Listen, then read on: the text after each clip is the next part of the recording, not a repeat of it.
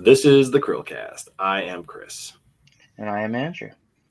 And today we don't have Will, so we're going to talk about something that Andrew's very versed in and something that I used to do a lot of. You know, you can say I'm versed in it, but it's just the thing that someone like me likes to play. It's not, I wouldn't even say I'm an expert. And that is real-time strategy, right? So, Oops, I almost hit the wrong button there, and we almost lost everything. There we go. Real-time strategy. So real-time strategy is a subgenre of strategy video games that do not progress incrementally in turns, but allow all players to play simultaneously in real time. By contrast, in turn-based strategy games, that's a TBS game.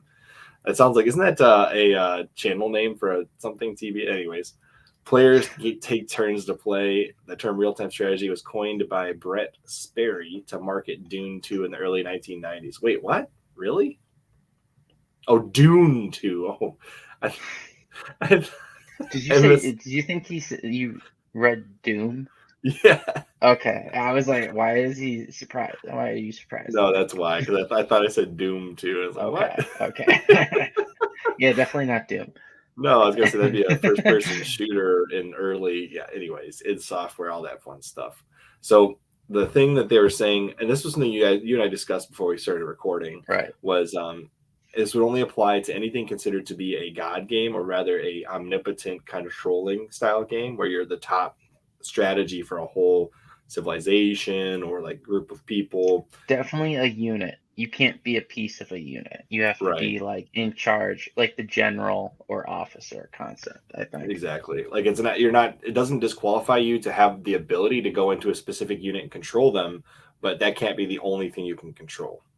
Yeah, you have to be controlling computer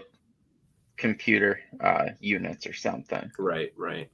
So giving orders, that's for sure, to non players. Exactly. Is the way I would describe it. Exactly. There's no you're not a single unit, you're not a single battalion, you're the whole control. If that makes sense.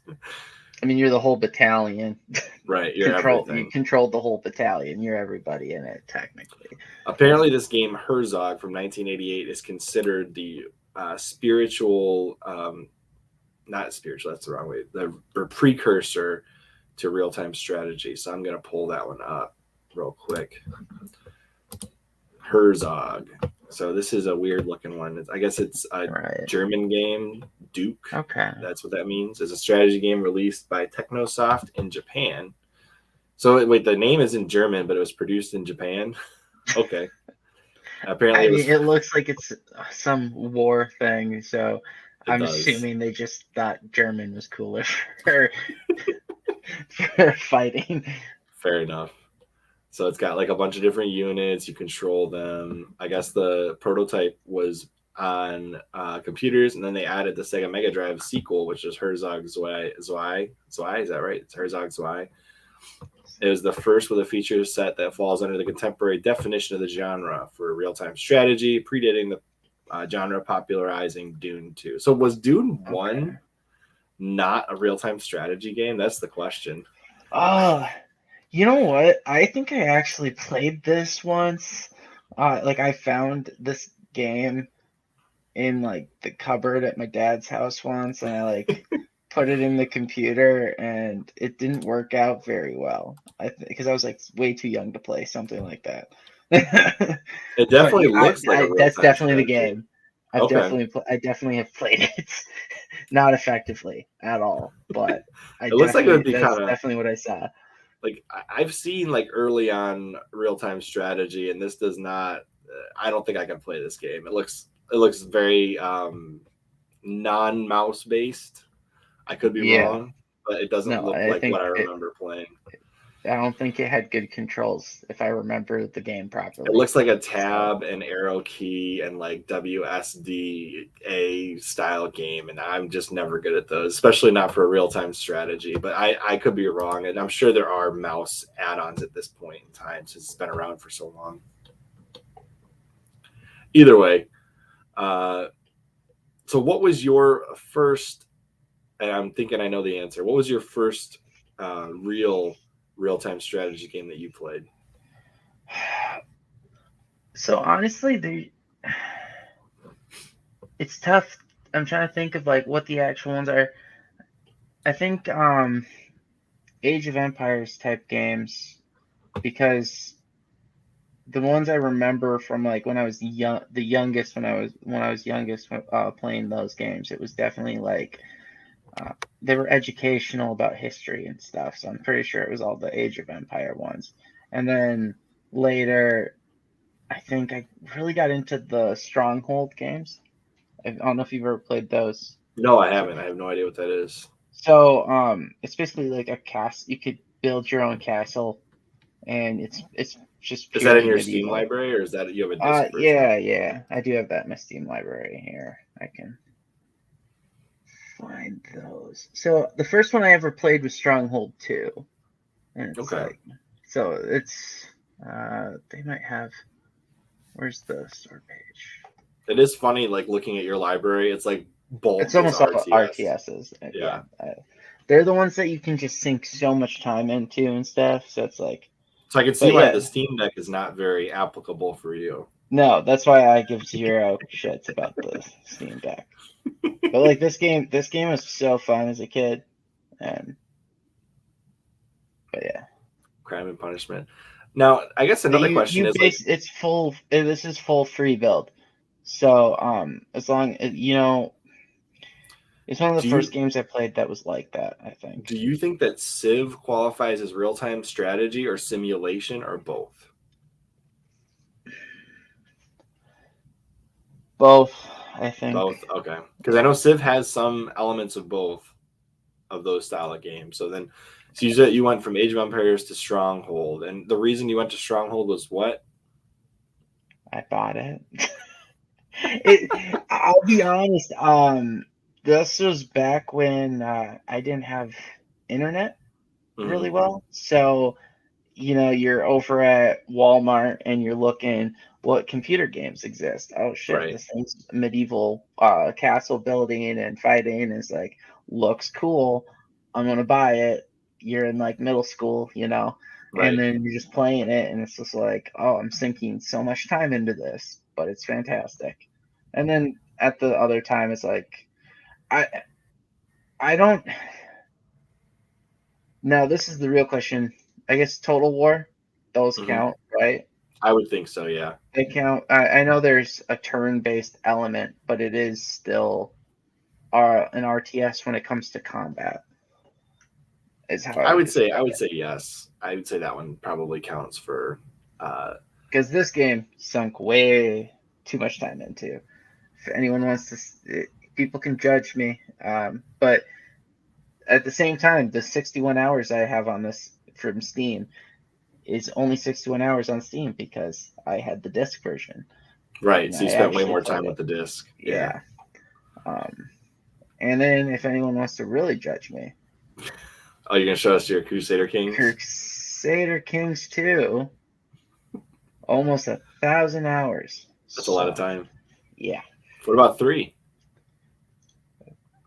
Only 211. So between the two Crusader Kings on Steam, you've got like 1,200 hours. Yes. And then the other game, I feel like I'm shaming myself publicly. So then Mountain Blade, that one's pretty solid. I think maybe the hours aren't reflected properly because I was always playing a mod. But yeah, so Warband and yeah, between those two. Now, did you ever play the Halo Wars games? I have not. They're actually really well done. You would probably appreciate Halo Wars 2 a lot more than 1 because 1 was built kind of as like a pseudo console computer combo game. It plays better on PC, but they made it work with a controller. It's one of the best RTSs I've ever played on a console. But I would definitely say the bulk of RTSs play far better on PC. Yeah. It's just a far better mechanism. Plus, you need all the hotkeys. Right. It does make it way better. Now, you can play RTSs on the Xbox. Maybe we'll get into that later, but the evolution of RTS on console has been very interesting, especially since they've added keyboards as a playable controller. Mm-hmm. What about you, Chris? What games have you primarily liked as far as RTSs go. I know you're more outside of that, but well, it's funny you ask because that was like one of the biggest gaming things I did when I was younger. It was like my first foray into like more modern, not modern, but more. Whoops, that's not what I wanted to do. Not sure what just happened there. Okay. My first foray into like more mature games was Age of Empires 2. I was actually at one of my friends' houses as a kid, and we were supposed to go get in the pool, but the pool wasn't ready. His dad was like cleaning something up first, getting the cover off. He's like, "Hey, I got this game on my PC we can play for a little bit." So he booted up Age of Empires 2, and I'm not gonna lie, I was blown away. I had no idea that games could be that cool because I was in like maybe second grade at the time. Which one is it? I'm trying to think. And this was original Age of Empires 2. Yeah, I'm trying to think what game it is. I think it might have been when I was young, like at my earliest times playing Age of Empires. I think I played, but there was also a weird one. It was like the Mythology edition. Oh, Age of Empires Mythology or Age of Mythology. Age of Mythology. Now, I'm getting there. Game, I played the shit out of, and because you had the Norse mythology. Yeah, the Norse, the Greek, and the Egyptian. Yeah, I played the shit out of that game. So, at the time that Age of Empires was really like hitting its stride and Age of Mythology and all that, it's funny that you mentioned that. My aunt actually worked for Microsoft, so I would always get the big box PC versions of all these games. Right. It might be me and my brother and I. So like I went from Age of Empires 2 to Age of Mythology, and then after Age of Mythology, I did Age of Empires 3. And I probably have like the bulk of like 2 years of gaming of my life was Age of Empires 3. I played that game so much. See, I think if I remember now correctly, I definitely like jumped to Age of Mythology at one point, and that was before I got the Stronghold games. And I think the Stronghold game, that one blew me away. Like that was the first one that is just like, because like when you play it, the intricacy compared to what Age of Mythology, for example, the complete difference there. It's just, like, for example, your walls get destroyed gradually, but you can repair them, whereas in like a dynamic fashion, and it's just kind of different than what Age of Mythology was, where buildings just kind of just. I am 90% sure that Age of Mythology exists for a single reason, and that is they use it as their beta test to rebuild the Age of Empires engine. And they didn't want to ruin all the Age of Empires fans by testing it in Age of Empires. They wanted to see how successful they would be with the new, because the engine did change significantly from 2 to Age of Mythology. Because you added like the settlements could only be built in specific places. You had trade routes. You had additional units. You had different civilizations. You had more modern and not more modern, more different combat in the game, like with the magic. And the magic, I think, was in place of bullets and cannons. Right. I'm trying to think of, was it Age of Empires 3? Which one? No. Age of Empires 3 is amazing. It's just hands down, it's probably my favorite RTS of all time. No, I'm trying to think of another. There's another game that you had Greeks, Egyptians, and Persians. Is that Rome Total War? No. It's of the same style as Age of Empires. Oh, okay. I'm trying to think. Well, in the meantime, you should look up Star Wars Galactic Battlegrounds, because I played that like crazy too. It's actually based on the Age of Empires 2 engine. Yep, there it is, Galactic Battlegrounds. It's a very cheap Star Wars version of Age of Empires 2. Right, one more down, that one. This is literally Age of Empires 2 reskinned as Star Wars with guns and lasers and ships. And if you use a cheat code, you could actually have the Death Star as a playable unit on the field. This game was great. Honestly, it plays so well for being an Age of Empires 2 Star Wars clone. Mm-hmm. totally worth $5 or whatever they're charging for it. But I had gotten this one as like a stopgap after Age of Mythology to try and like, you know, have something else to play. And before 3 came out. And another one, I don't know if this is in Steam, so I'll look it up on my browser here. But it's called Goblin Commander. You ever heard of that? No, it's not. It was a console-only RTS on the GameCube, Xbox, and PS2. I still have it for the GameCube, actually. And one of those, it's like a rare game, but it doesn't sell for very much. Right. I think it's held maybe its $40 price range forever. Mm-hmm.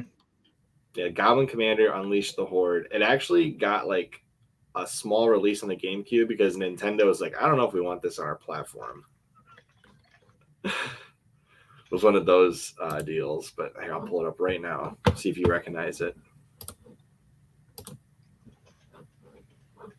That was the game. I think it was one of the last games that Jellicoe made. Oh, you know what? I remember seeing that, actually. I do remember that. So that was I don't think it ever came to PC. I'm going to double check myself, but I don't think it ever came to PC. Mm-hmm. Yeah, PlayStation 2 and Xbox, it came out first. And then I think they had to modify it to put it on the GameCube to get it on the GameCube at all. Bizarrely enough. But it was actually a fully featured RTS on consoles before anybody else really did it. Like this was one of the first. Right. It did it really well. It like pushed the hardware to its limit. There's not much further you could go with this game. Like as far as an RTS on a console, it's pretty amazing. Mm-hmm. But that was one of my kind of side steps from Age of Empires and PC. And then when I went after Age of Empires 3, my next one was Halo Wars. And that was pretty much it for me. Halo Wars was the last RTS I spent a lot of time in. Right. Mostly because I was so angry with Microsoft for shuttering Ensemble Studios after Halo Wars. Because there was actually a book in Age of Empires 3 that came with, I had like one of those big box Age of Empires 3 sets where it showed the roadmap for Age of Empires 4, 5, and 6. And like 4 was like a modern one, like a modern military, somewhere between the Revolutionary War and World War I. Right. And then the 5th one would have been like modern present day, like 20, probably at the time 2010 timeframe, 2015, modern military. And then after that, you had futuristic Halo Wars style Age of Empires. So 6 would have been futuristic spacefaring Age of Empires. Right. So like for me, it's like we're missing that gap between the Revolutionary War and World War I, modern military, and the space one. It's like I'm angry that we never got those because Ensemble Studios was shut down. So that was one of my biggest anger. Like one of the first times I really got angry with Microsoft was probably when Ensemble Studios got shut down. And already, for those of you that haven't seen it, Will and I discussed Ensemble Studios in detail it was like a 35-minute episode towards the beginning of the podcast just about Ensemble Studios. So I'll link that somewhere in the description when this video pops out. So right now, Chris. Yep. For the life of me, I cannot find the game. I just can't. But there was one. So there was this. I can't remember when it was, but there was this period of time where a bunch of these RTSs started implementing a first-person player element to it. Yeah. Oh, you know, that reminds me. Battle for Middle Earth. I did play Battle for Middle Earth 1 and 2. Those were great. Those were fantastic RTSs in Lord of the Rings. Just style. It was amazing. And you could take control of the heroes, and there was actually a risk style online battle component with that game. So that was similar to that. There was one I thought it was like an Age of Empires thing, but it must be something different naming wise because I literally can't find it. But I think I know what you're talking about. It had, like I was saying, the Greeks, the Persians, and the Egyptians. Maybe Romans. I don't think it had the Romans. Maybe I'm starting to look. Give me a second. But you could become Alexander, Achilles. You could be Cleopatra, and I think there was like Caesar or something. I can't remember who you could all be, but you had these different groups.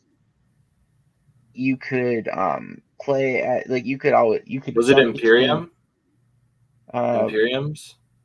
Imperiums. What does Imperium's it look like? Greek War? No. I don't know. It was something. But yeah, I have the game not here though. Right, I understand. Yeah, so it's one of those things where, as far as the game went, you could play. No, this wouldn't be it. Never mind. You could just go down and play as the specific heroes, and it made the game pretty fun because you would be able to be like on the Greek warship, and like you would have the What about try Grand Ages Rome? Oh, actually, that does sound familiar. 1 second. There's also Centurion, but that's 1990. I doubt that would be it. Grand Ages Rome I played, but it wasn't. That wasn't the one I'm thinking of. How about, that one's pretty solid though. Grand Ages Rome is really good. How about Praetorians? 2003. Praetori. No, it wouldn't be that one. It's not inherently a Roman game. It had Alexander the Great, Cleopatra, and someone else on the cover. Okay. So I really can't. Yeah, it's not that one then. Let me just try one more thing while we're sitting here discussing. What would you say is your favorite RTS of all time? It's tough, honestly. Based purely off of playtime and how much stupid joy I get out of it, probably Crusader Kings. Crusader Kings? Yeah. Just because of how much stupid joy I get out of it. I also think that the Total War series is pretty solid, though. Okay. Yeah, for me, it was somewhere between Age of Empires 3 and the Battle for Middle-earth 2. But I definitely put way, way, way more time into the Age of Empires 3 than I did Battle for Middle-earth 2. This one's also fun. Hegemony. So. That's not it. I'm looking to see if there's any other ones here. That's not it. There was another game too. Oh, there was a Pirates Caribbean game. Is it called Pharaoh? Which one? Was it called Pharaoh, the game that you're thinking of? No. Because there's a Pharaoh expansion called Cleopatra, and then. No, there was something where I want to say it had like the numerals 3 on it, like and it had the Rise and Fall. I think that's it. Let me look. Right there.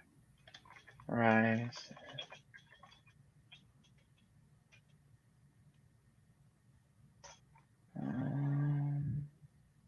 There's also Spartan, but that's a different set of games.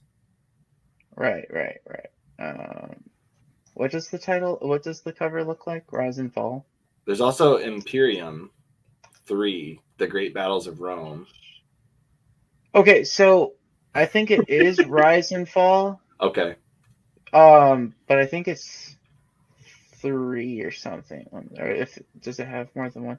Because I found an image. So yeah, okay, this. You gotta put it in the browser. I can see, I guess, unless you're sharing Steam. 1 second. I'll look it up. I'll look it up. Rise and Fall. It's not in Steam. So got it. If you got it, I'm looking right now. Rise and Fall. So I just found it's not the game per se that I remember the cover for, but one of the images is of what the gameplay looks like. Okay. Your hero where you can be on the boat and stuff, and there's a lot of images of gameplay that looks really familiar. Yeah, so it's like this game. Yeah, it's that one. Top left. Okay. Yeah, right. Civilizations at War. That one, right there. Okay, that's the one. And yep, that's it. You could be any of those characters basically. I have never heard of that one. I'll be honest. It was solid. I played it a stupid amount of times. I understand. I think so. I will say this. How do you feel about the kind of pseudo RTS games we've seen on mobile? Because with the simplified Clash of Clans style gameplay, that kind of stuff. No. Do you think they qualify though?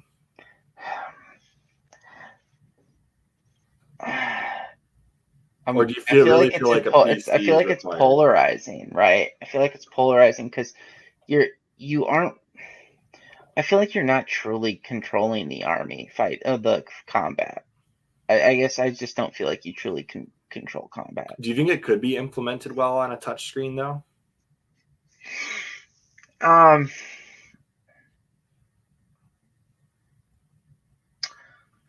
I think the problem yes, it could. But you'd have to dumb it down a little bit. It would have to be a game centered around drag and drop. Right, or highlighting a giant unit because you could. Well, okay, so for example, we played Door Kickers. Oh, that's right. Yeah, that was a good one. So I think something like Door Kickers you can do on mobile. I think you would have to do a very similar thing where you have to press hold and then drag to show where you want them to go. The problem is your units would not be able to be dynamically controlled. Unless you were able to do a double click and then a sidebar shows up of commands. But you're not going to be able to do as dynamic of formation shifts, just because when you think about it, a mouse is really the only way to do that. All the different buttons gives you that extra ability to we're gonna drag it this way, we want to drag it the other way, 45-degree angle versus whatever.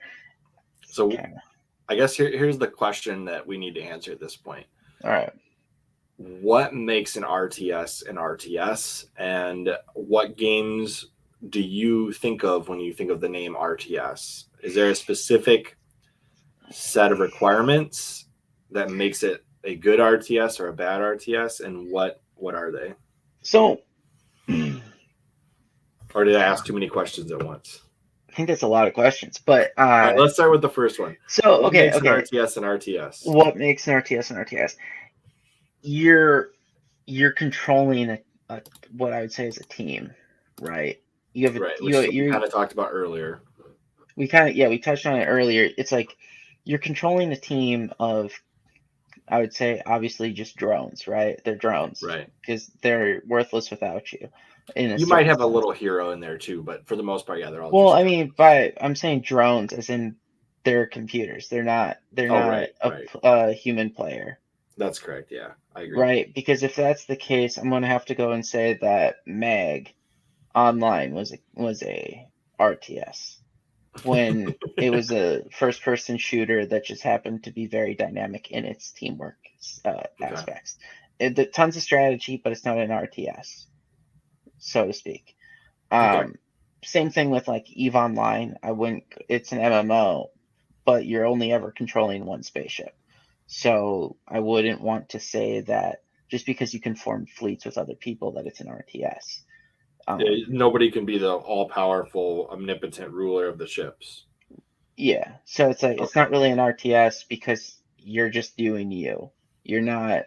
So if it's an MMO where you have multiple people controlling facets of the army, you would not consider that to be a traditional RTS. RTS. No, if you're controlling aspects of the army, I would be willing to consider it a RTS if you have one person controlling tanks, one person controlling planes, multiple. You have controlling aspects. I think it could still count as an RTS.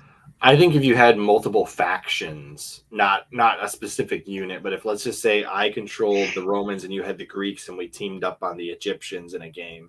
Right. Well, that's what I'm saying. That would still though. be an RTS. But that's what I'm saying. At a certain point, it's not as different if you're multiple factions within the same team. Like, okay, for example, you could be one kingdom, right? But you have multiple counts or multiple dukes. Okay. Who are within that kingdom, right? It would still be an RTS because you're bringing your army, your personal army, to that fight, and you control your army. The structure of like it can be tiered, but does not have to be.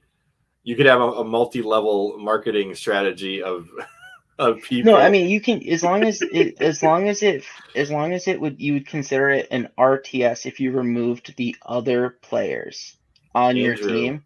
We just invented the metaverse version of an RTS. No, but okay, Chris, I would put it this way: as long if you strip away your teammates from the game, okay, right, and you versus the other person on the other side is still appears to be an RTS, then I think you count it as an RTS, right? Okay, yeah. Because, for example, I think it passes all the tests, right? Because you would have, for example, Meg, right? If you remove all your teammates, it's just you and one other person shooting at each other in a first-person shooter. Right. So it's not, not an RTS. EVE Online, it's you versus one other spaceship. At a time, yeah. At a time. So I don't think that would count as an RTS. I know they can be very dynamic battles. Doesn't count as an RTS. But I do like what you're saying. I actually kind of think that would be a cool online MMO style game where like you could have kingdoms and factions in the kingdom with armies. I mean, that would make a really great like. If you want to see how it could look, just go to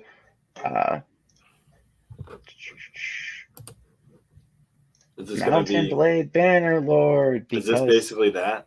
No, it's all single player. But okay. It's you got the kingdoms and you have the different cities, but then all the combat you can like you actually go into the combat and you can control your little army and stuff. Your pictures are not loading in the browser. I know. For some reason, there they go. But when you're in the thing, it actually lets you tier your command. Okay. So you can have up to like multiple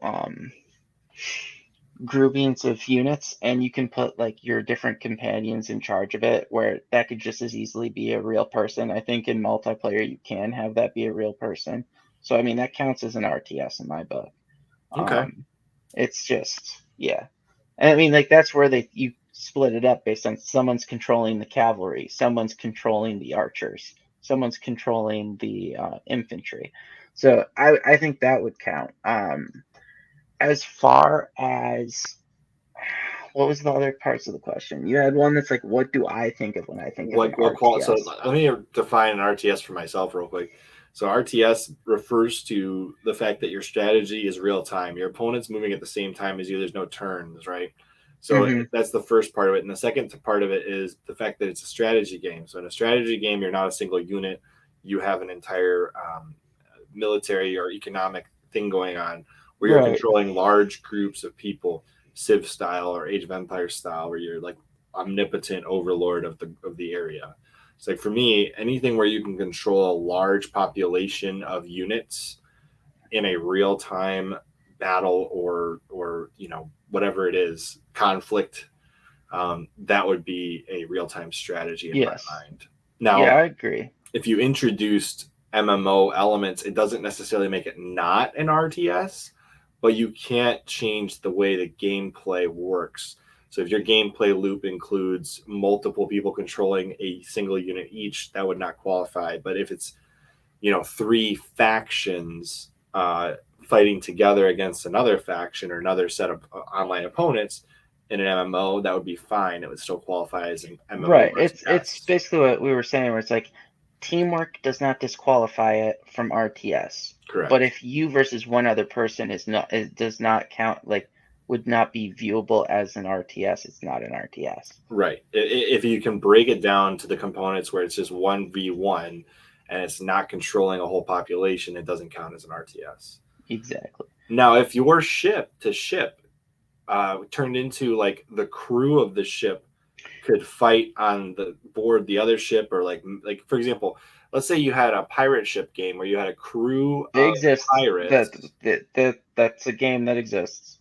That would still be large enough. It could be a RTS depending on how they were to. So there was a Pirates. There was a I forget what the exact name was, but there was a Pirates of the Caribbean game, not the movies, just Pirates of the Caribbean. Okay. It was before the movies. I just want to make that a thing. So, like, for example, Sea of Thieves would not count, but a game like Sea of Thieves where you controlled the whole ship could. Yes, so this is a game where you control the whole ship. There's a trade element to it. So like you can you can take trade goods between the different islands. It was actually like the full Caribbean with the different kingdoms. You know, you had France, England, Spain, and the Netherlands all fighting for different islands and stuff. So that could be really cool, actually. And the pirates, and then you control your ship. You can go capture ships because you would board it and you would capture it. So then you could create your own little fleet, your own little pirate fleet or merchant fleet, whatever you wanted. And then you were able, so it was one of those games where you were sailing around, zoomed out, and then when it came to combat, you would zoom in and you'd be fighting on the ship as your character with your crew and stuff if the boarding happened. Mm-hmm. And then the other part about it was like you could actually just take over islands and make your own little like pirate kingdom. So that game was hella fun as a kid. I'm not gonna lie. So the next question: what are some examples of bad RTSs, and what would you say are the elements that make them bad?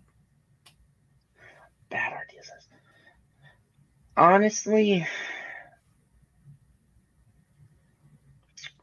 because I personally I think it's easier to say what makes a good one, but I don't even know if what I don't like in certain RTSs makes them bad.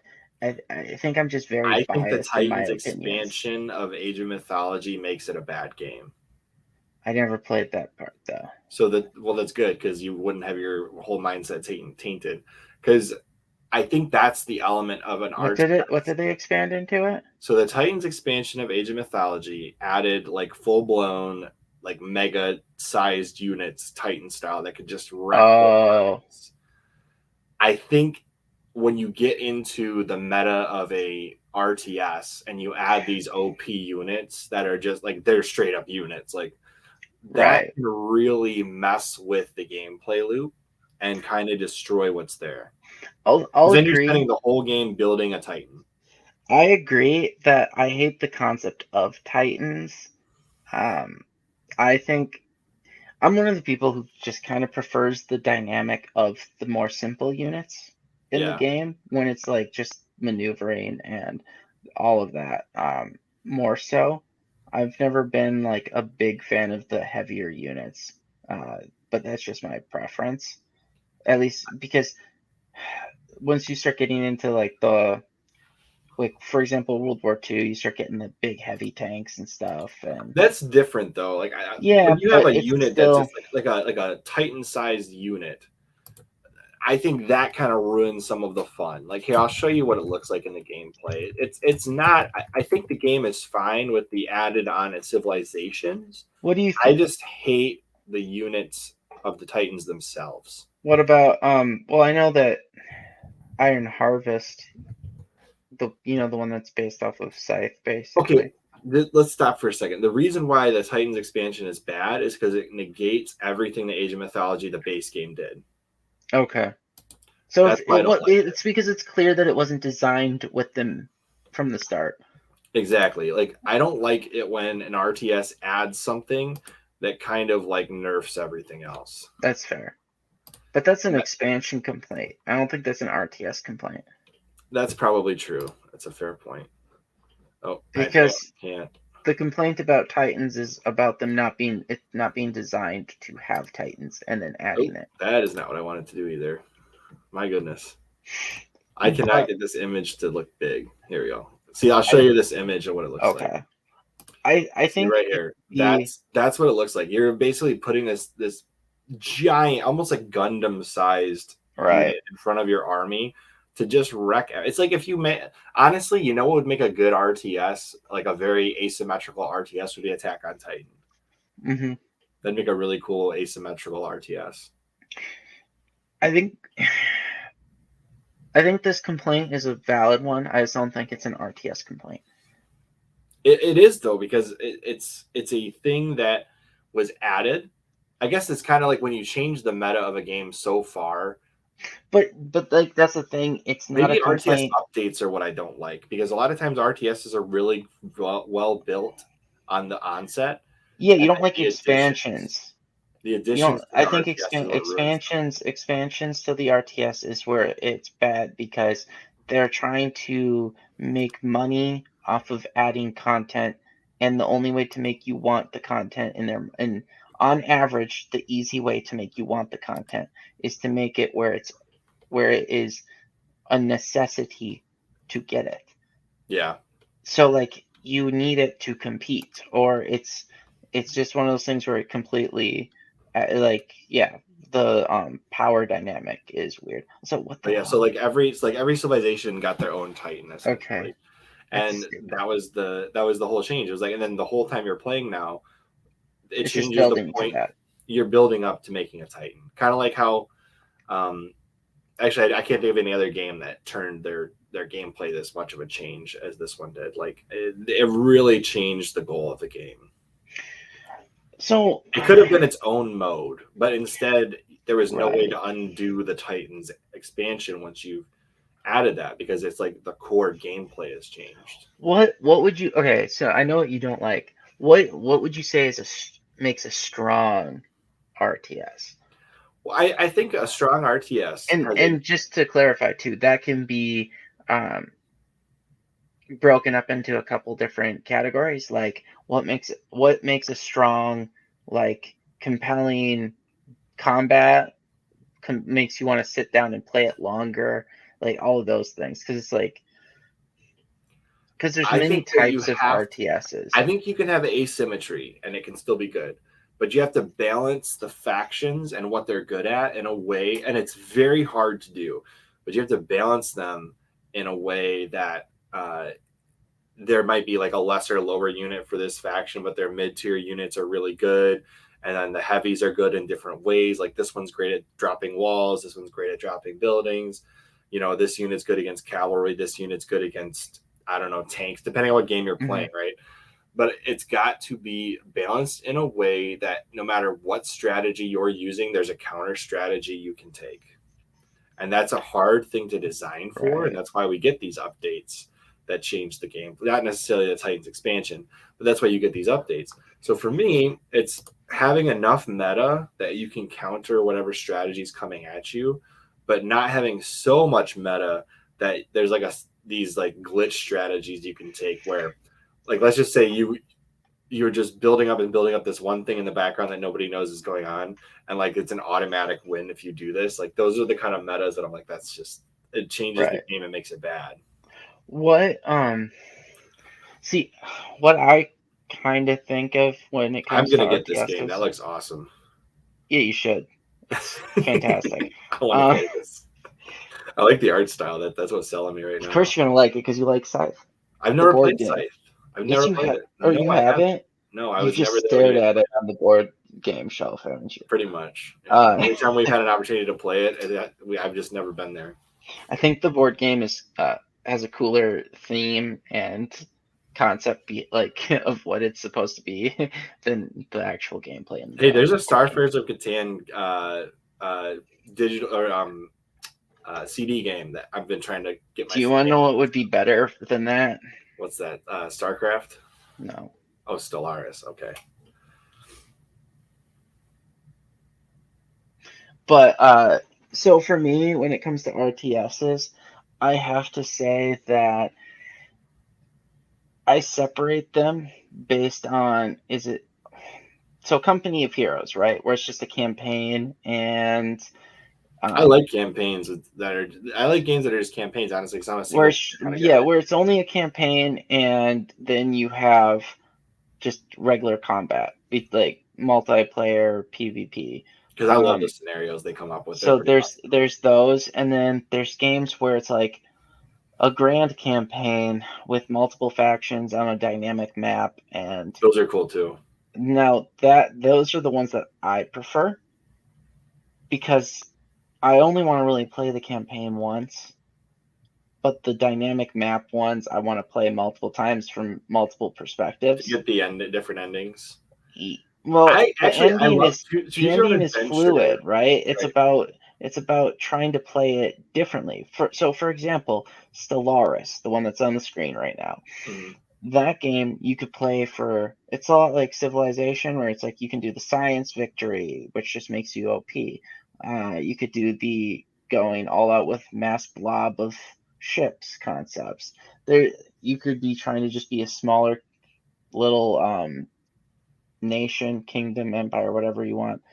There's a lot of dynamic ways to play the game. You don't always have to play it the same way. And you can play it as a completely different faction that has its own strengths or weaknesses. And I think it just creates a lot of playthrough. So, like Crusader Kings, there's a reason I have 1,000 hours into the game. Like, I'm not going to get 1,000 hours in Company of Heroes, because that's going to be a lot of just me and friends playing back and forth in a PvP. Because I'm not going to be playing the campaign 20,000 times to get that many hours. You know what I'm saying? So yeah. If you like space RTSs, you should look up Starship Troopers and check out that game that's coming out. I believe it's the Terran Command one. You mean it's out already? Yeah, I think it just came out. Oh wait, no, it's not out. No, it's out soon. Out very soon. But yeah, I'm looking forward to this one. I'm not gonna lie. I have to say I'm looking forward to. I know it looks a little blocky, a little cartoony, but it's Starship Troopers. Nostalgia. And it's definitely more RTS. There are some parts where you can go first person, I believe, in this game. At least based on the trailer I watched, I think you can. But this looks like my kind of game because it's ridiculous. If with this type though, you would also like. I believe you would like Iron Harvest. It's pretty. I probably would, but I just want the nostalgia and the memes of playing a Starship Troopers game. I'm so looking forward to this. Like, is there a RTS? Before this, I was really looking forward to Age of Empires 4. And the reason why I don't like Age of Empires 4 is, one, the install size is ridiculous. And then two, there's too much meta. I don't like it when a game gets so complicated to the point where your strategy involves too many things. What do you mean? I like games that keep it a little more simple and easy to follow. I feel like Age of Empires 4 took what Age of Empires 3 did well and added too much to it. So, I'll be honest. When it comes to the combat aspect, I think that's the part that I don't like it to have to be ridiculously complex. Exactly. I like. So the games I really like, I would say Crusader Kings, Total War, those games. My focus tends to be on the kingdom building. That's one of the parts I really like. I kind of weirdly, this is maybe the only reason I could play spreadsheets in space. I almost like the accounting aspect of it, where I have to make sure my books are balanced, and I'm trying to make a shit ton of money in the game. And then I like the combat as like a means to the end of certain aspects. I don't want the combat to be like ridiculously that many moving pieces. Right. I want only like there's only so many units I actually want to have to deal with while I'm having the combat. And some games just make it where So, okay, for example, like Company of Heroes at times, I like the game. I just don't like how sometimes there's so many different units just spread out all over, if that makes sense, compared to like Total War, where I got my units fighting in a certain way, formation-wise and stuff. I don't know. Now, how important is good music and good theme to you in games? Because I've seen some pretty stupid themes for RTSs, and I'm like, really? maybe I just block it out. But what are you saying is like a bad theme? Because I literally block it out. I won't even consider it in my mind as a game that I'll play. So like you're gonna have to help me here because I literally ignore that shit to the point that I can't I've even seen some recall. bad RTS. Oh, fine. Let's actually. I'll help you out. Let's go to categories. Let's see what some bad RTS. Yeah, let's try and find some bad RTSs. Oh, that's not going to be good. That's going to be awful. No, yeah, no way that'll be good. No, wait. There's no way that's going to be a good game. Let's look. Not a chance. Maybe it's not awful. It looks bad. It's free to play. I was gonna say you have no reason to hate it. There's no way it's gonna be good. It's gonna be like hardcore microtransaction based. There's that franchise. Every time they hit a mobile game or any kind of game, Game of Thrones turns into a huge microtransaction beast. Okay. You can sort by like 1 star. I bet you could find some bad games in RTS. No, I'm just looking. Okay, they still have. Oh wait, they remastered it. I guess. Okay, but they made a new Rome later. Oh wait, no, that's the okay. For those that are listening, this is Total War Rome Remastered that he's hovering over right now. Yeah, I remember. We were just making fun of his Game of Thrones, whatever that's going to be. All right, let's look at the top. Drill Deal Oil Tycoon. I wouldn't play that. I mean, it looks good. I mean, it looks interesting, but at the same time, it looks like a good game. But that's not the style of RTSs I play. Yeah, it's weird. Diplomacy is not an option. That looks very cartoony. I kind of like how clean that looks. I like that art style actually, but I don't know if I would. This is honestly a type of game that I would play, just based off of city builder, tower defense, sandbox, and strategy. I am not convinced though that the gameplay is going to be there. Warno. War no, get it? War no, haha. Okay. Looks just like NATO versus that. What the frick is Phobies? It looks bad. It's a card game. Okay, no, I hate that. RTS. Wait, it's also turn-based strategy. That's not an RTS. Why is this in RTSs? Whatever. Trip in Another World. Okay, there you go. Like something you and I wouldn't like. No, we would never play this. Probably we know someone who might play this. Maybe. But no. Nebulous Fleet Command. I just think it looks bad. Oh, the graphics don't look very good. No, that's the problem. And that's early access, which means it's not like a top. It's not going to be good. You kind of have to just look at the art style can make or break one of these games, I would say. Well, even when it's early access, you have to judge the art style. I don't really know what this one is. Look at go down to Ancient Military because. Okay, look at this though. This one looks interesting art style wise, but I don't feel like there's enough there. It's like all trees. Right. I don't. I'm curious what the gameplay is. Conflict 3048 is looking old. Well, it's 2D. Okay, no, thank you. Ancient Military.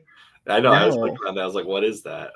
Okay. It's free to play. No, so this looks trash, but it's also, like you said, free to play. If it's free to play, I'm probably not playing it. When it says casual in it as an RTS, you're like, I feel like the question I have is that to describe describe the gameplay or to describe the programmer developer effort? Because I tend to think that the casual ticket right there is to describe developer effort. Crystal Clash over here looking weak. Looking very mobile. Yes. Casual. Okay, casual. Casual. You got another casual coming up here. Get off my space. Oh my gosh. That looks awful. I'm not playing that. Looks Although I give awful. them credit, they're charging $269. It's not a free to play. New Dude, that Home looks Medieval pretty good. Village. Looks interesting. Early access. Early access, so you get that 40% off. You know, that looks like your kind of game. Actually, it does look like my kind of game. Let's see. That looks pretty good. I like that. Kind of got the Banished vibes, if anyone likes Banished out there. It actually is Banished. It's just Banished. I believe it's Banished. Medieval Village is a zoning-based, medieval-themed city-building game. Create zoning areas according to the demands of the villagers, meet the needs of the villagers, keep them happy. Oh, this is like cities, like Sims medieval. No, this is basically Banished, just different skin. Okay. All right, back to the list. It looks good. Oh, you're not in real-time strategy games. You're in strategy games. No, I'm in real time. Are you sure? Go to the top real quick.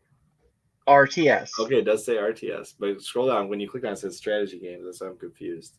Okay. Kibby Keeper. There you go. Nope. That's your game. Kibby Keeper. I know you want that game. I ain't playing that. That right there. Creature collector, cute, stylized, and casual. Bro, I'm not into that. I'm into the like grown up. You're telling me you're not a CryptoKitties person? No, I'm not into CryptoKitties. All right. Ancient Wars Sparta edition. Okay. Let's look. Oh, Rome Invicta.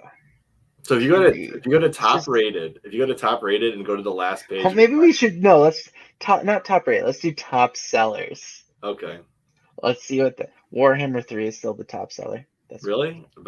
Although I am happy to see Age of Empires 4 towards the top, despite the fact Warno is a top seller. Apparently. Oh, fuck! Let's see what it looks like.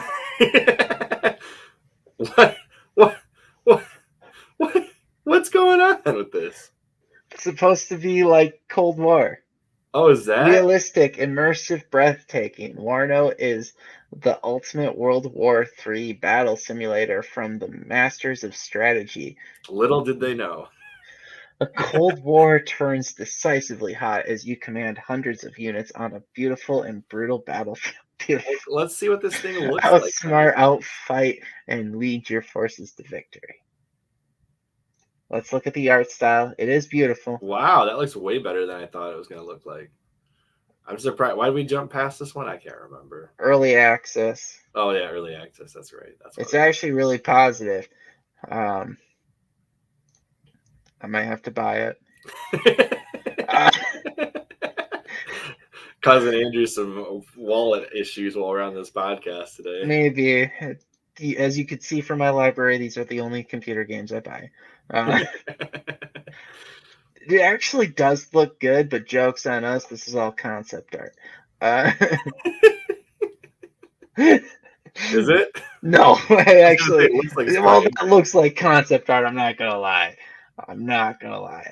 But maybe it's not. It's actually it looks really positive. Wow, so. This looks better than I thought it would be. Okay, let's go back. Let's forget that. That's a solid percentage. I'm gonna snip that part where we said nope on earlier and just. No. Hearts of Iron. That's okay. Solid. I have Ultimate Sadness for like 3 down from there. Why is Age of Empires 2 still in like the top 10 of all time? Why is Warhammer 2 still up here? That is kind of sad too. That Warhammer's in there. Dota 2. That's not RTS. No. Okay. I'm telling you, I think they just stick random like. I like how it's got all your in-library stuff in there. It's like you gotta hover over it to make it not grayed out.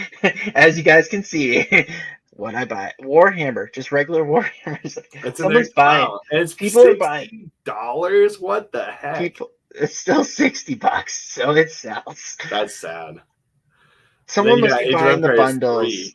Age of Empires 3 though is below Age of Empires 2, and that makes me ultimately. This is still a solid game. Yeah, Total War is still good. Oh yeah, Total War 3 Kingdoms, because that wasn't the dumbest looking one ever. I'll tell you what, the fact that Age of Empires 2 and 3 are above Mythology. Guarantee guarantee though that this right here, only up here, because it's probably the only one not censored in China. Oh, okay then. No, okay. It did the Three Kingdoms thing, and it had some stupid stuff with like heroes. It was weird. It's not a traditional Total War game. I mean, China is famous for censoring video games. We all know that. War game, Red Dragon. Wait, it's from 2014. Okay. Well, there's not a lot of new games that people. How is this Fleet Command? It's overwhelmingly positive. Why? Isn't this the one that we said looked horrible? Yes, because it did look horrible. It still does. The art style is very. I don't like that art style. It's not even the art style that pisses me off. It's the rockets. No. It's the little HUD. The HUD looks really The HUD bad. is like where you see your units and stuff. It's no. I wonder if this is their first game. You can look them up. Iridanus Industries. I bet it's their first. Yep, it's their first game. That's probably why. But some people on here are just Kickstarter backers and they don't want to admit their mistake. Just saying. Okay, so the state of RTSs. Oh my gosh, Game of Thrones is already in there.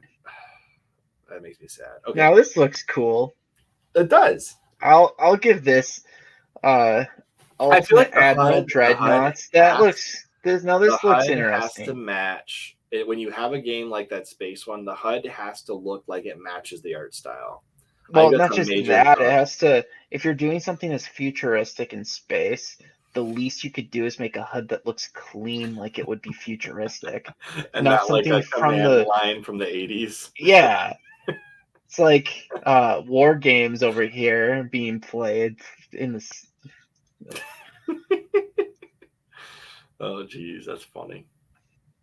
So I think this game looks good. I think you could have a lot of good RTSs. The real question is, like, what is the state of this RTS one's HUD. Right now, this HUD looks right. Okay, this little thing for your units. This is what I would expect for this setting, and it works. It's clean. It's organized. It's not something that was designed for people who are colorblind. No one cares. That's just sad. That's not true. People do care about that, but that's okay. That's not no one cares right now. As that's not the first foot forward. Okay, they put command and you can have that as a setting though for colorblind people. Like, no, I know. I'm just saying you don't advertise something that looks designed for colorblind. You might. I forgot that this game exists. Okay, can I jump in here real quick? Yeah. So, where do you think we're at? If most of the games that are RTSs are like iterations of previously released games and very few new ones, has the RTS genre slowly gone downhill in quality or just in interest? So, this one looks interesting. Another wish list game for Andrew. Okay. From that standpoint, I don't know if you noticed, but all of the games from recent, right, that aren't based off of like a franchise, have a similar. They have a similar style to them, right? Yeah. They've gone sandbox, right? Mm-hmm. I think that's still hold up. So Age of Empires 2, they're still all up in here. Let's see what still the available. Top rated Age of Empires, Age of Empires, Star Wars, Empire at War. No. Total Warhammer. That above the definitive edition, the top rated game is. See, this game is up here in top rated. That's no. Go to the top. Age of Empires 2 2013. I think the fans are trying to say something by saying that the 2013 version is better than the definitive. There is that. Dawn of War. Oh, that's too funny. Command and Conquer, Age of Empires, Age of Mythology, Extended Edition. That is a great game. See, but if you noticed, almost none of these games are from the last 5 years. Yeah, pretty much. The only one there was Age of Empires 4, I think, was the most recent. Because if you look, if you went back to the Stronghold's up here, and this is from 2013. if you go back to the first page there, Andrew. Look at this. But it's how old is that? Oh, 2017. Okay. I kind of like that art style. They went against the grain with that. Go back. If you go to page 1, the only one in the top 10 that's new is Age of Empires 4. No. Oh, Northgard. Okay, so there's Northgard. Northgard's interesting. Age of Empires 4 is in there. That's a new game. That's one of the only new games on that list. Yeah. Because that came out last year. That's 1 year old at most. Less than a year old. There's a lot of old games in here, though. There's a lot of old games that are up here in the upcoming. This will tell you what the space is, right? There's a new Dune game. Yeah. Farthest Frontier. This looks traditional. This looks very traditional to me. Looks good. Age of Empires stylizing. Sure. No freaking idea what this is. It's a city builder. That looks like Fable, as if Fable was an RTS. Honestly, I want to say that it's designed off of Fable, actually, given what the little snippet here is, thumbnail. All right, this is something I find interesting because Dune would be a hard one to make a good RTS for. Why? It's one of the oldest. I know it is, but you're going to have the most critics because you're building a franchise that hasn't had a new RTS in forever. It doesn't look particularly good. No, this looks like it's based off of the movie, which means it's going to be bad. Not that the movie's bad or anything. I haven't seen it, but no, that's not going to be a good RTS. It doesn't. It looks like it's Advance Wars RTS except Dune style. Okay. They're going for. I think what might be a better option than doing this at this point, Andrew, since we're in a podcast and I don't want to have too much dead air. Right. We're just trying to look it through real quick. It's like what I think would be a good thing to go into is what franchises could make a good RTS. Like what franchise could you see making? Because I wouldn't expect Marvel to make a good RTS. Oh, you're talking about what movies, books, what franchises? Yeah, what kinds of media franchises would make good RTSs? Because there's one that I've thought all along would make a good RTS, but I don't think they'd ever do it. Is if you could have a Pokemon RTS. Because imagine having a whole herd of Pikachus going after a whole herd of Charmanders. Well, if you want to go off of an RTS, what would make a good RTS? Literally,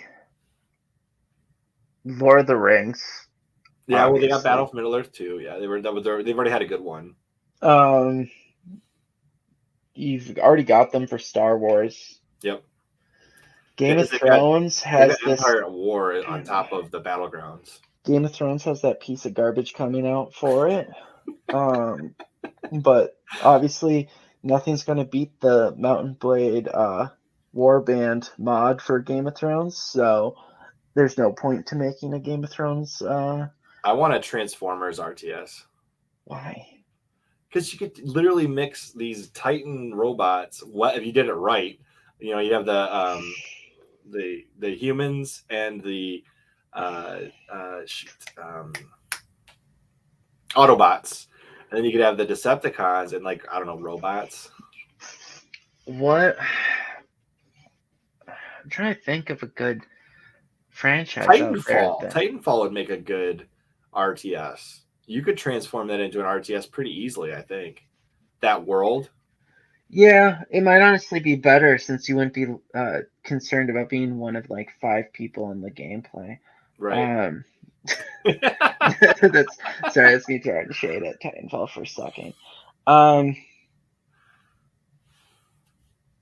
They just did that game the way they did it, not because of Titans being the mechs being limited. They just did it so the average player would feel good about themselves for killing a ton of NPCs and then feel like, yeah, I'm a badass. I only die when I meet people. I'm surprised there's never been a Call of Duty RTS. Why would you? I feel like it exists. I feel like that's what that's what Command and Conquer. But Red I'm Alert surprised and that stuff Activision never decided to make Call of Duty the RTS, like straight up. Because that's not their market. That's not who they're marketing to. It's not like, come on. I'm just saying. I think that would probably sell at least the first. Like Halo Wars did it. You went from Halo to Halo Wars. I know that there's already RTSs that fill that space. That's my point, though. They're not going to get the same customers. Because what would be a silly franchise that would actually work as an RTS? Something stupid, something off the wall that nobody would like. They'd be like, really? But it would actually kind of work.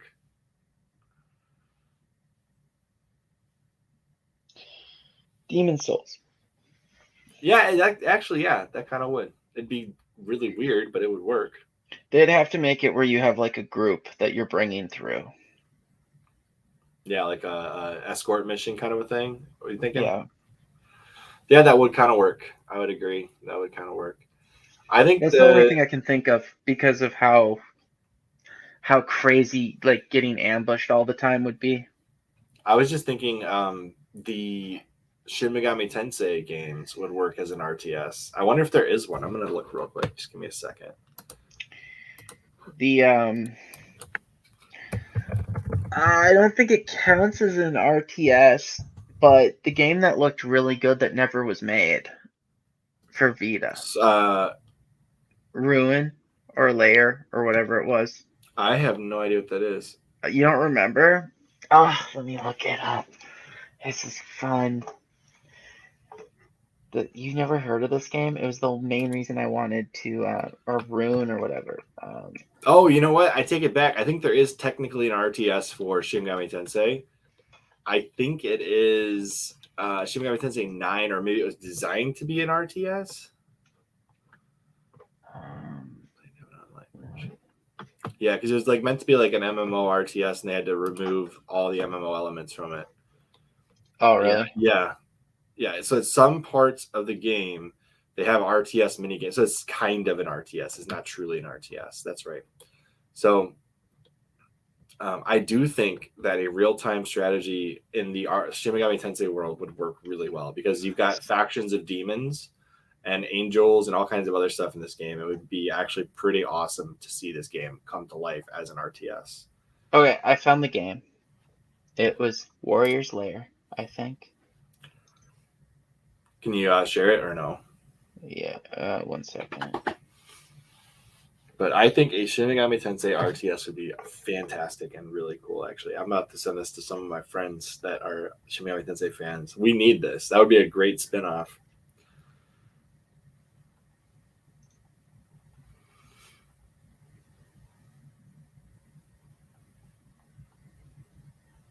Sorry, I had to send that. I know there's dead air there for like a solid second where people probably thought the podcast just ended, but I think that a Shin Megami Tensei RTS would be one of the coolest things that Atlas ever produced or even just created in general. That world would be so cool. All right, so Warrior's Lair was a game that they advertised. And never came out? Yeah. Oh, that does look pretty good. So it was like a thing where you also had your own, like, if I'm not mistaken, you were supposed to have, rival layers. So, like, you were supposed to have, like, this element where you had, like, your own crib. And, 1 second, there's the, whatever. You were supposed to be able to, like, have your own crib, and then go and screw with each other. Just, like, go steal from your friends. But you'd have to like beat their booby traps and stuff, and then but yeah, it looks interesting. I never even heard of this one. Yeah, it was supposed to be cross-platform. First game they were like, yeah, you'll be able to play on your PS3, and then when you have to leave, don't worry because you got a Vita, and you'll be able to take it with you on the go and still attack your friends. Clearly that didn't work out. And then they're just like, oh, it's coming out. Trust us. It's coming out eventually. And eventually Maybe a year from now. 2 Never years from mind. now. Oh, wait. Canceled. Interesting. And then it was just like, well, at that point, maybe I should just sell my Vita. Because the one reason I ever wanted one, gone. All right, let me ask you one last question. All right. One last question. So, what makes an RTS stand the test of time in regards to how long you're willing to play it? Is there any particular element, or just everything falls in line? I think it's a combination. The cheap seats easy edition is the fact that it's open to your actions, right? Like that's the main thing. Dynamic. You like dynamic worlds. I think it has to be a dynamic world. Yeah. Like it can be slightly turn-based like Total War. It can be it can be the just real-time open environment. It could be this city simulator, like something as simple as if you share the screen for real quick, 1 second, let me get the game up. Something as simple as Banished, right? Where you're building this little town, you have to deal with the harsh environments and stuff. Resources, got to make sure you get enough of those to build and keep your people happy. And then a tornado comes through and just fucks your life up. It's little things like that can just make the game. And then the map itself changes every time you play it, right? Because it's just auto-generated. Yeah, auto-generated. And so, things like that game, you can put a ton of time into it, and by the time you get to a part where it starts to get boring because you've built it up so much, you're kind of ready to just start a new map anyway. Because you're just like, well, I want to make all these different choices and changes after what I've learned, and you can't do it because you've already put so much in it, and then you're just going to get, yeah. But I think definitely dynamic map where you get to choose what you're conquering, when you're conquering it, how you're conquering it, be it wilderness or other factions, is what really stands the test of time to me. Because it's like, I like Company of Heroes, don't get me wrong. It's a top game. It's just you can only play it so much, and it's like 1,000 times better if you're playing it in a room with another person at the same time, which I think is much harder to coordinate these days. So, well, I think what you just pointed out is something that I actually have a hard time with. When a game is open-ended and has no true ending, like let's say for a game, like it seems to me like this game wouldn't necessarily have an ending, correct? No such thing. It's just trying to create your vision of what the world's supposed to be. I don't like games where you have no end. Like that's one of the reasons why Minecraft for me is so hard to get into. At the same time, I also have issues with like Terraria or Starfield, not Starfield, Stardew Valley. So I would probably also not like this one for the same. Like I like Zoo Tycoon and those kinds of games until you get to a point where it's like, okay, it's self-sustaining. I'm done. Like okay, let me put it this way. I like it when a game does a combo effect, right? Where they have a set of objectives and things that you're trying to accomplish. You can accomplish it any way you want. So they have to make it where your ability to achieve it is flexible, right? So I like that. It can't be something as simple as, get like, I'm trying to think of a good one. It can't be something that dictates the style of play. You have to be able to have like the science victory by not going to war with a bunch of people, or we're small but very efficient. We're not like the biggest territory in the world. That type of stuff. They have to give you flexibility in that. But they need to give you something where like, oh, we have achieved greatness per the designs of what this game is. It's considered a victory. You can either end the game now, or you can continue to see how much better you can be. Like that choice right there is what I like. But I would want a definitive, like, you have beaten the game essentially. Like that's where I draw my line. There needs to be something telling me that I've accomplished what the game set out to have me accomplish. I think the games that want to be open-ended should make it where they have achievements that are tied to the parameters you set. Yeah. So it's like, oh, what are the win conditions for this? How hard do you want to make it? And then if you do these things, you can get these achievements for playing the game successfully. Right. Because all of them have the little medals. Like, what have you achieved playing the game? Like, is it, oh, we have a town of 1,000 people. We have a town of 100,000 people.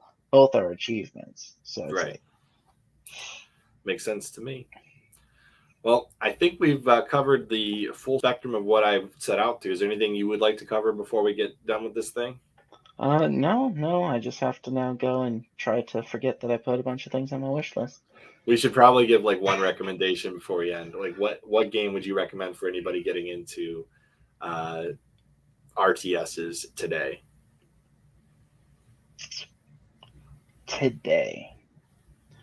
I think it depends on the style they like. So I would say if they like space, sci-fi, I would recommend Stellaris. Or Starship Troopers.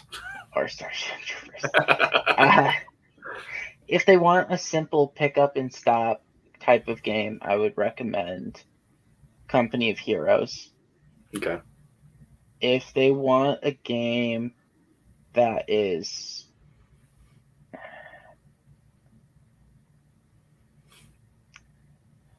I think best all around is probably Total War. I would say Total War is the best all around for the wide variety of skill levels out there, because it clearly separates combat from administrative in a good way. And then the battles, when you are brought into them, are good. That's basically where I would be at with my recommendations, I think. Obviously, anyone who paid attention to this would know that I'm personally just a huge fan of Crusader Kings. But that's more for a person who kind of likes the board game, like a more board game aspect, because you never get to go into actual combat. It's more moving the pieces of your kingdom around, and then it's more like Risk, where the battles. It's like you're sitting in the war room, telling your units where they're going to go next. Yes, exactly. But you do everything administratively and diplomatic. It'd be like head coach simulator for football, except for war.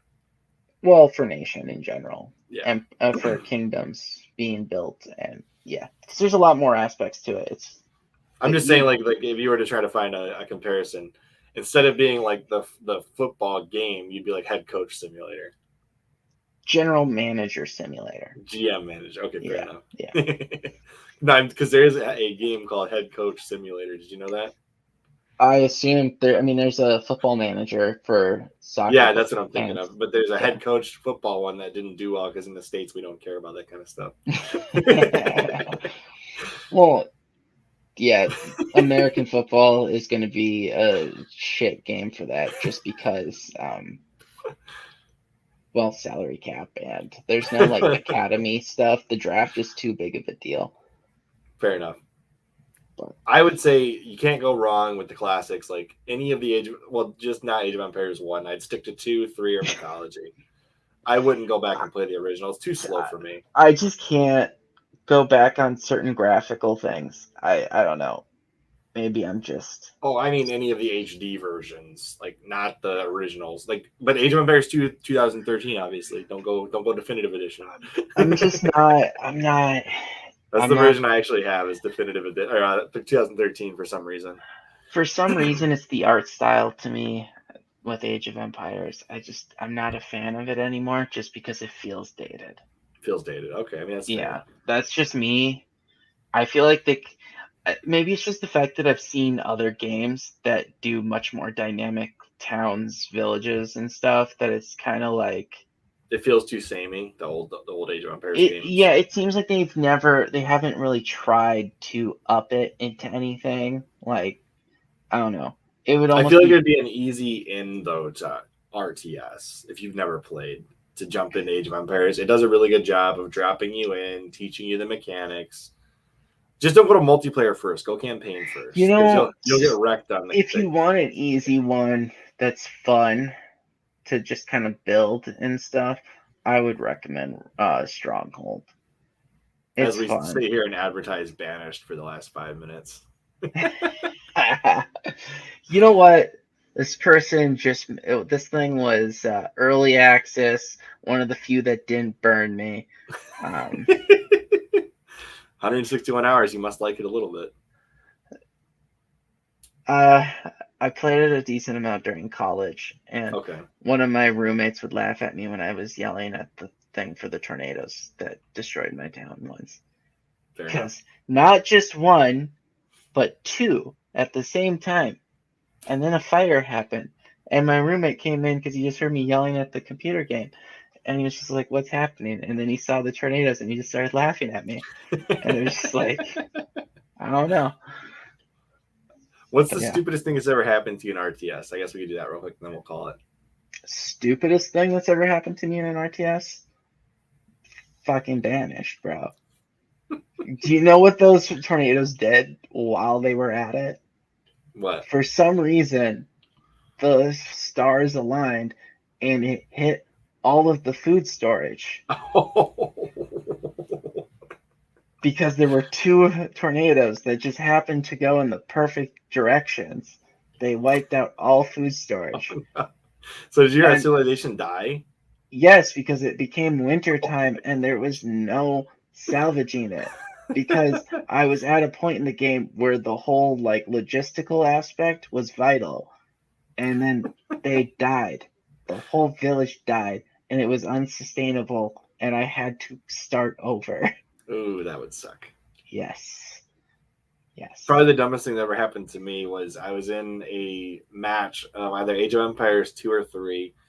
And my internet must have disconnected, but the game never notified me. So I ended up finishing the game against non-moving civilizations. They just because at some point they fixed it where AI would take over if somehow you disconnected or they disconnected. Okay. But for some reason the game never registered that I disconnected from the internet, and so my opponents never moved after a certain point. I didn't realize it. So I'm building up my civilization, building up, and then I just wrecked the whole map because they didn't move at all. And I was like, what is this? It took you how long to realize what happened? Over half an hour. Probably longer. But the computers never took over the enemy characters. It literally was just me versus dead space. At least you felt good at the game for a moment. Yeah, I felt good until I realized what happened. And I was like, this is I just wasted a half an hour at least. Did you have fun dominating empty space in Age of Empires? Because it's only a waste of time. It's only a waste of time if you didn't have fun. No, I guess it set me up for failure in the next match. So when I logged into the next match, I was like, I can just do the same strategy. Because it was early on in my Age of Empires online days. And I started doing the strategy and got totally wasted. Just destroyed. So that's funny. Anyway, I appreciate your time, Mr. Co-host Andrew of the CHRILLCAST. I guess RTSs are fun. It's a nostalgic trip for me. They are, and everyone got to see me shame myself with my Steam library on the actual. You can always just stop sharing it, then there you go. But it's been fun. I'm glad we got to have this chat about RTSs. Right. We'll have to do it again, a different time, a different place, a different, probably actually a different genre at that point. But that's, in our opinion, this is the state of RTSs in 2022. And maybe Andrew and I will do some Let's Plays of an RTS. Maybe we'll review one of the ones that we share. Yeah, we should. I want to go and find let's get lowest rated. I want to find one of the lowest rated RTSs and just play it. Let's get one of the $5 ones that was listed as casual, cute, and creature collector. We're gonna do the was it Kibby something? Kibby collector. You know what? I want an all cats RTS, like Cat Society. No, remember there's the beaver one. Oh, I showed you. No, I missed that one. We'll have to look that up later. On that note, as always, I'm Chris. I'm Andrew. And we'll see if Andrew remembers what the line is. Oh, and thank you guys for joining us on the CHRILLCast. Close enough. That's you know what? Bye, guys.